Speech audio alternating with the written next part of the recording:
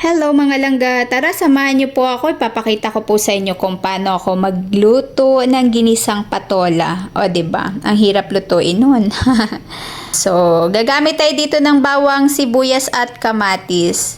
Siyempre, yung ating patola, maliliit lang siya guys, pero pwede na. At ito naman yung ating special miswa. Let's start! So, first na gagawin natin guys, magpainit tayo ng mantika. Ayan. At kapag mainit na yung mantika, ilagay na po natin yung bawang, sibuyas at kamatis.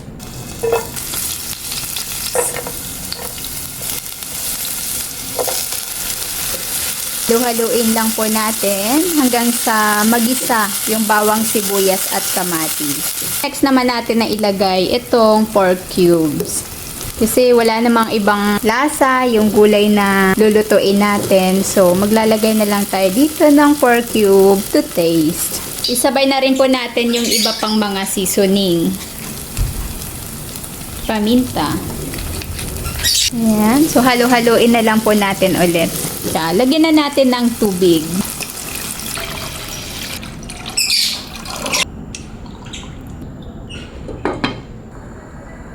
Ayan. So, kumulo na guys yung ating sabaw.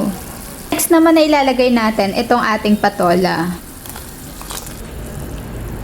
At syempre dahil ayaw natin yung overcook palagi yung gulay, so sabay na natin itong miswa.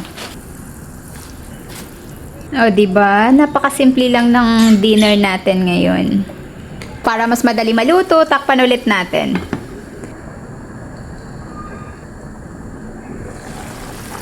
Wow!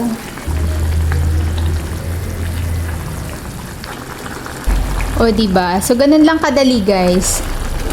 Healthy na. Masarap din naman.